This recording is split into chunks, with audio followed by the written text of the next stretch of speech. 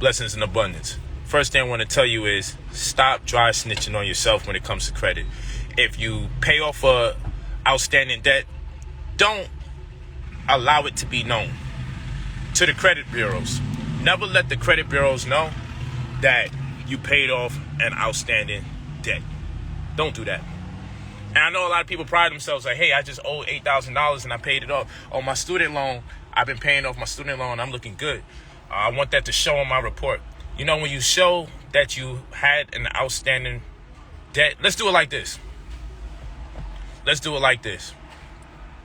If you was on the streets and you owed somebody $4,000, right?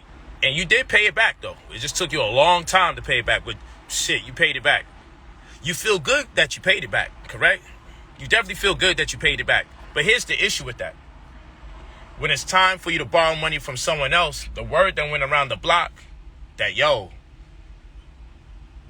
even though the person did pay it back, it took them mad long to pay it off. So you still lose some level of credibility. So what would be best? It'd be best if no one even knew you ever owed anybody any money. If it was outstanding.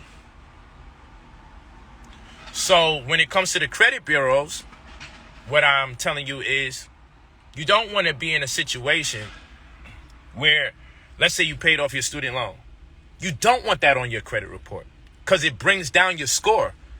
Paying off an outstanding debt will bring your score down. How about that? I'll say it again. Paying off an outstanding debt will bring your score down. Doesn't that sound crazy? Don't that sound crazy? Yeah. And think about the logic. What I'm telling you is perfectly logical. I'm not making it up.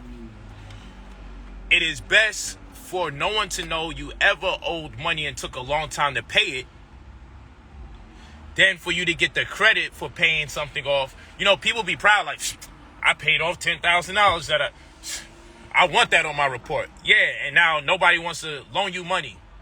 And your credit score or your credibility is shot because it took you so long to pay it off. So I'm just giving you some more data that I didn't put in my previous stream, and I'll recap on some of the other data that I put out there. So rule number 1,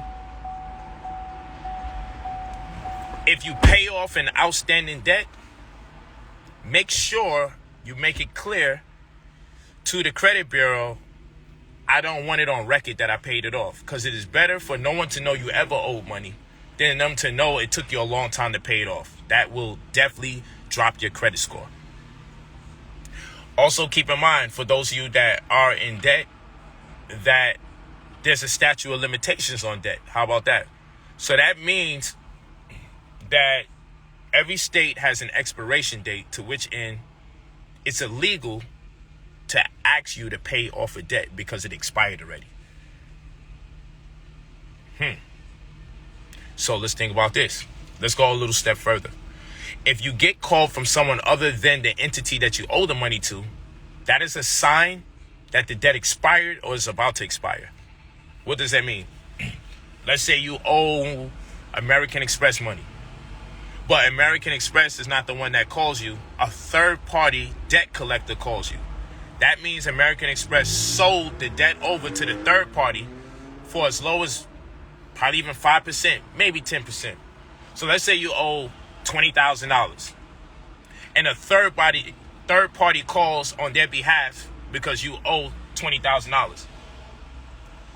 Then what that means is American Express probably sold it to them for $1,000. And this is why they do the crackhead shit. What do I mean by the crackhead shit? You owe $20,000, right? So then they add surcharges and late fees and penalties, and now you owe like $28,000, $30,000 because it took so long for you to pay it. But for some reason, if you decide or agree that you could pay it off, suddenly you only have to pay them $5,000 or $6,000 and it'll get rid of the debt.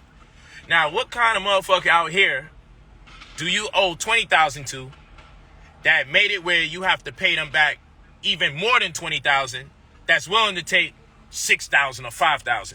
Who you know that you could owe $20,000 to, but they don't mind if you just give them $5,000 or $6,000 and all will be forgiven? That's because they bought the damn debt for 5% that of the amount that was due. And when the third party creditor calls you, whenever someone calls you that you didn't go into an agreement with.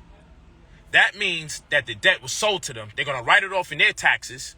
So first of all, let's say it's American Express, Wells Fargo, whoever you owe money to, they're already writing that off. That shit is a gift. It's off their books. Boom. The third party now is a crackhead. They done bought the debt for $500, $600. Here go the crackhead price. So let's see if we can get you for the exact amount. But if we can't, let's work out an arrangement where you don't even have to pay us everything. And then boom. So look at two things that's going to happen. Let's say you work out a deal. You owe $20,000, but you work out a deal. You're only paying $4,000. They already beat you in the head. They already got you. They already beat you up. Now the next thing that's going to happen is what? Well, it's also on your credit that you paid it off.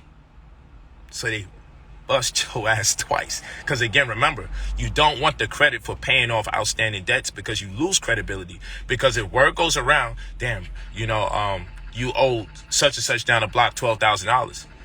And though you did pay it off, it's going to make people cringe at the idea of loaning you money, because in the hood it's like, damn, they owed you 12? Yeah, but yeah, I paid everything off. Yeah, but the fact that you didn't pay it off in time makes people like, well, why am I give you anything? And that's what happens in the credit world. So you always want to tell TransUnion, Equifax, you always want to communicate with them and let them know, oh yeah, I did pay my student loan off, but I don't want the credit for it. Strike it from my record. Make it as though it never even existed. Many people wanted to show up on their record and their credit score goes down. Never let it show up on your record that you paid off your credit, your outstanding debt. One. And two, if the actual entity that you went into contract with is not the one contacting you about the debt, then that debt has been solicited. It has been sold to a third party, and that's illegal, which means you don't even have to pay for the debt once the third party calls you. Once a third party calls you and says, oh, we're here to collect on behalf of, oh, so send me the original agreement then. They can't because it was sold already. Same thing with how you stop a foreclosure. Ask them for the original note. The note has already been solicited. It's already been hypothecated. The mortgage note has already been sold. So the lender, right, doesn't have the original agreement because they sold it to someone else to make the money. And just in doing that, you could slow down a foreclosure, if not stop it, inside of 2 to 3 years. Now, I dropped out of school, and I always want to make it clear to you guys that you need to go to people that are credentialed, that went to school for way more years than I did, because I only did like 2-3 months in 10th grade, so I'm damn near a 9th grader. I'm not a financial advisor. Anything I say, please double check it with people that are credentialed. They may not know what I'm talking about, but they could do a form of reverse osmosis. So if you give them the truth, they can reverse engineer it or work backwards and find out that it's true. So nonetheless, just for the record, I'm not a financial advisor, but I have the right to share my experience, and you have the right to double check anything that I share as an experience so it qualifies. But I'm just doing this to give you guys free information so you can stop being caught up out there. Oh, yeah, you can start pushing this through. This motherfucker getting hot. But yeah, I just decided to randomly do it. But you can hit me at brotherpolite45@gmail.com. Leave your full name and your phone number if you're ready to purchase our credit restoration service. This is just some free information, so you're not completely asked out by the time you get with me. But of course, I am closing out the program, but what I'm doing in the closeout is providing mentorship, direction, so you don't mess up your credit a second time. And when you get access to the funds, because when you purchase the credit restoration service from us for $2,000, when you purchase it for $2,000, we get you access to anywhere between $100,000 to $300,000 inside of 45 to 60 business days. Maybe a little bit more, give or take, depending on the person's circumstances and the state of the world, because the state of the world is always being leveraged as a great excuse. But nonetheless, inside of 45 to 60 business days, you'll have access to 6 figures. And what I'm doing in the close of the program is walking you through the process so you don't mess up your credit again. And 2, don't blow the money because you don't know what to do with it. But I will always suggest to you to beseech the likes of people that are credentialed in terms of finances. Beseech the advice of CPAs and accountants, because these people went to school to qualify anything that I teach about, because it's just the right thing to say. You know what I'm saying? I disagree with what I'm saying, but I have to say it for the record. You know what I'm saying? Because those niggas ain't teach me shit. All these people that went to school for all these damn years ain't teaching nobody shit. Like, where they at? You know? Where are they actually at? But anyway, The class is going to start back up in August. I was taking a break, undergoing different projects. So don't worry about that. Class will start back again. But again, you go to brotherpolight45@gmail.com. You leave your full name and your phone number. Brother POLIGHT. Leave your full name and your phone number when you are ready to purchase. You don't have to call us and tell us you'll be ready 2 weeks from now, 3 days from now, next weekend, when you're ready to purchase. And what you're purchasing is our ability to remove negative items off your report. We'll add positive items to your report. I didn't get to really go through that thoroughly the last program. By adding positive items to your report, a positive item being added to your report can be something as simple as an email, a phone number, or a new mailing address. These are things that can actually cause your credit score to go low.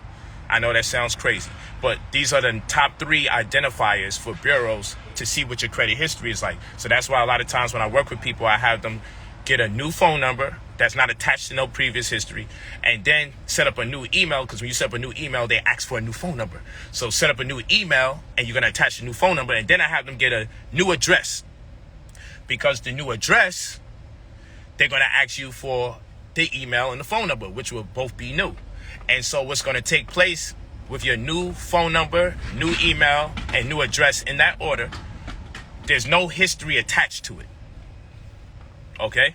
And with no history being attached to those 3 things, we can start off on a clean slate, so everything I show you how to do can be connected to that without issue. Okay? That's just an example. But anyway, if I'm walking you through the process, I'll let you know when it's suffice to do any of that. But what we're doing is leveraging your newly found credit disposition after we do the work. So not only will you have a higher set of credit scores. I don't say a higher credit score. I hate when people talk about it in singular, because it's several credit scores. You actually have over 30 different credit scores. Most people only know about TransUnion, Sperry, Equifax, and FICO. So therefore, people who think they have good credit, they tell me all the time, but Plight, I got good credit, so I just want to get access to the money. Oh, you probably got bad credit, because there are many people who can have a 640, 680 credit score, and they got more concessions or more privileges than the person who has a 750 credit score. A lot of you that got 750 credit scores can't even get $200,000 loans or $250,000 loan, which should be easy. Can't get a black card. Can't get a metal credit card, you know what I'm saying? Which is unlimited. You know what I'm saying? My joint is unlimited. This goes clank, clank, okay? This is a weapon at this point, this type of situation here, right? So many people don't have unlimited credit cards or black cards, but they so-called got good credit. And that's because something as simple as your address can be hindering you because they have credit card redlining, which is areas that they redline to hinder people from having opportunities that other people have, because they can't deny you of credit based on your race, but they can't deny you of credit opportunities or loans or higher amounts based on your zip code. But guess what? Races exist in clusters and zip codes. So they technically are hindering people based on their race, because races exist in groups per each zip code. You guys are alive. You know how that works. So what we would say is get a FedEx, UPS mailing address, not a United States Postal Office address, not a P.O. box. And the bureaus interpret those addresses as residential or business. So if you're at a new mailing address where the median income or the average income is over $100,000 more than the last place that they had on record for you living at, then it looks good and they'll boost your credit 75 or more points higher. 50 to 75 plus, I should say, higher, just for changing your mailing address and getting it out of a red line area in an area that has a higher income. Do that like now. Like, this is free information. That's going to put your credit up 50 plus 75 inside of 60 days. This is a fact. Okay, because it's credit card redlining. There's a map where they decide, oh, we shitting on everybody in that area. And then there's the other part of the map where it's like, oh, if it's not the red line, you good money. So what you're going to do is set up the right type of mailing address, or you can set up a mailbox at your local city hall, because that's also a good address. And after you've been there for 2 months or so with that mailing address, they're going to look at it and say, damn, this person has managed to survive or thrive in a neighborhood that's making hundreds of thousands of dollars more or tens of thousands of dollars more than where they previous had 2 months ago. They must be able to be trustworthy. You see how that works?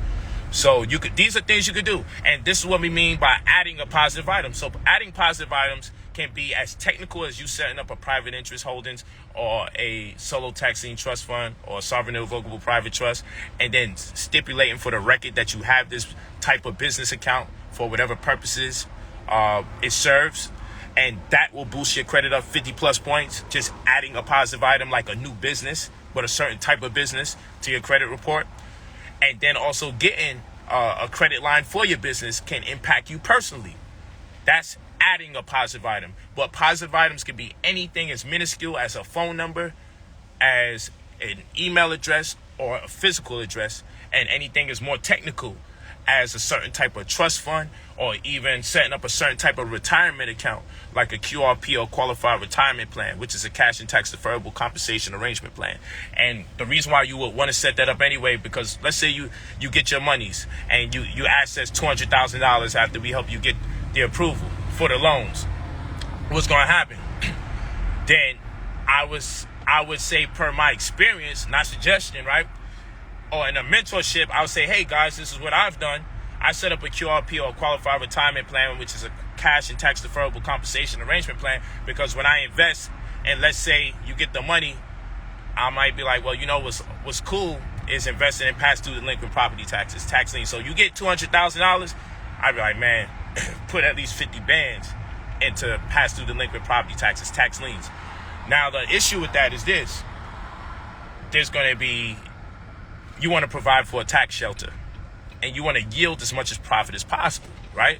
So if you set up a retirement account and you allocate your revenue streams into the retirement account, you're good money. But then with these retirement accounts, if you endeavor to pull money out, then what do?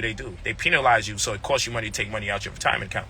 But if you set up a qualified retirement plan or QRP, right, which is a cash and tax deferrable compensation arrangement plan, I say it over and over so you can commit it to memory or just be familiarized with it. If you set up a QRP, then guess what happens? Well, firstly, the taxation is going to be totally different because it's a retirement account. And if you set up a QRP, it allows you to behave as a trustee over your own account. So unlike a traditional retirement account or individual retirement account or IRAs and Roths that penalize you if you look to pull any money out, and they only really allow you to take money out without penalty if it's a distribution, meaning if you're going to use it for like maybe medical purposes or real estate, you can actually pull your monies out with the QRP because it allows you to behave as a trustee of your own retirement account. So now it's like you're a CEO, so to speak, of your retirement account, because your retirement account is functioning as a business. You also want to put some bread into stocks, because when you work for a job, that's basically what they're doing. They're investing your monies into stocks to help give you your retirement funds. And they give you a small percentage of the money that they're making off of the dividends. So you might as well invest in dividend-bearing stocks when you get your monies, so you can yield those additional percentages on a year-to-year basis or on every quarter.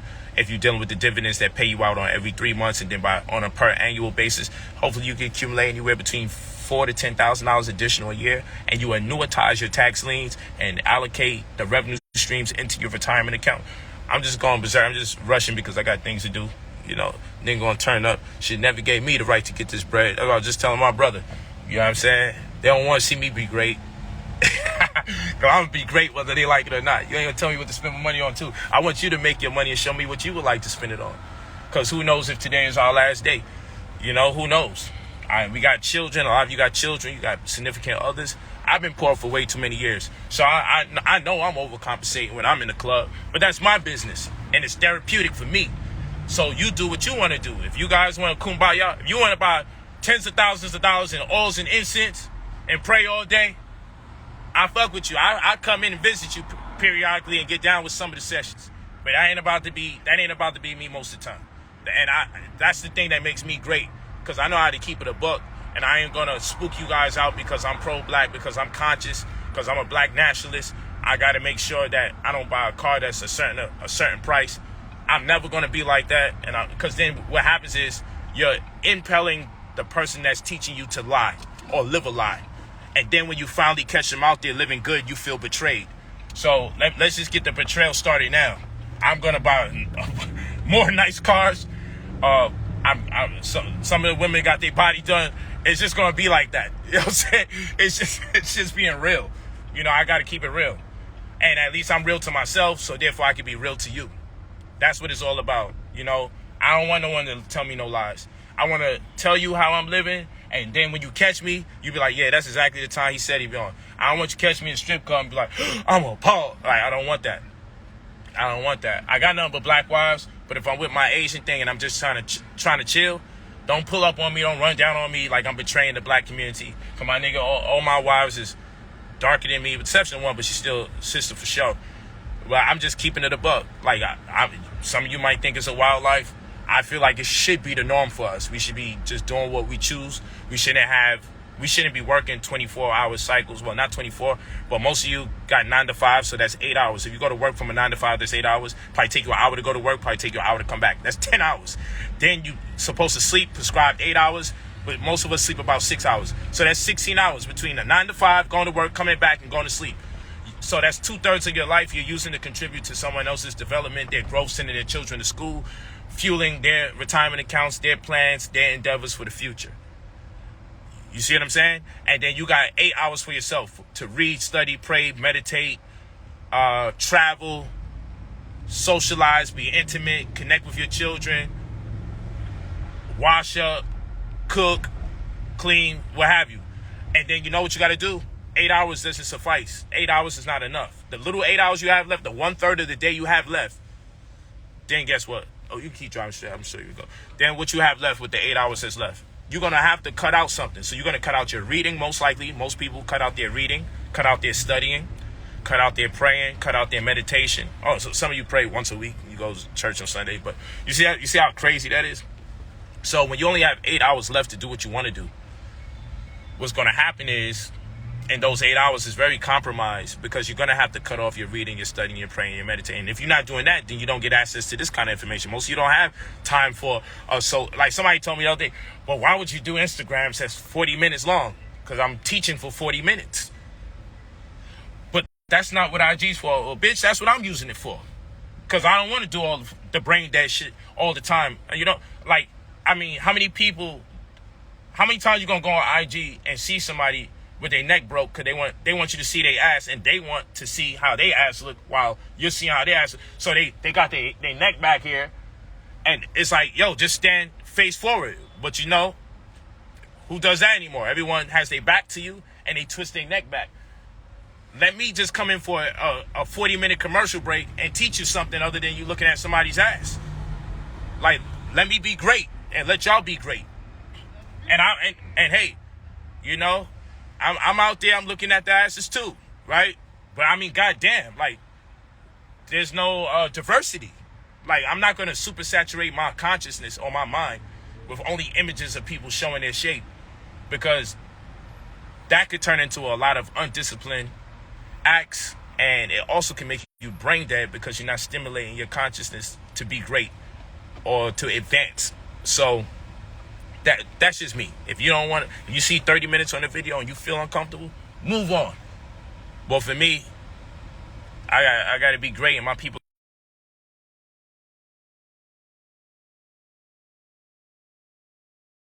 There's a plethora of data that I can share. I do it periodically. If I go too deep into details and go hard in the paint, you may not be able to comment. I may not be able to share the video. You may not be able to share the video. I may not be able to live stream. I be under restrictions just for teaching. So I like to pick my spots, so to speak. I haven't been posting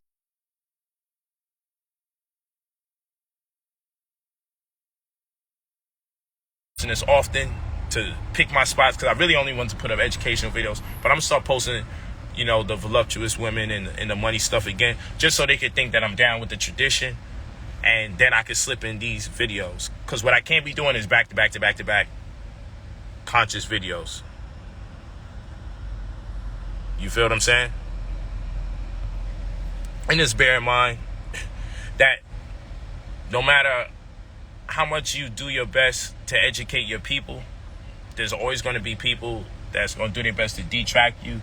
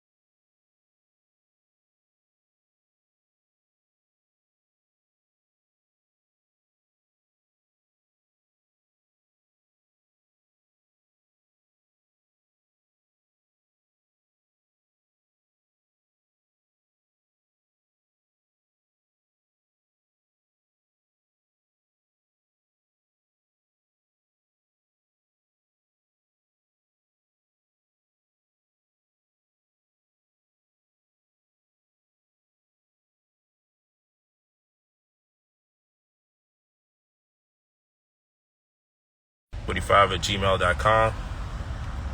Why is it like that? Well, I put it there, but it's weird right now. It's spooky right now. Comment failed to post. Man, why do you see now? I can't even post my own shit. I can see you guys. Video froze. You see, this is.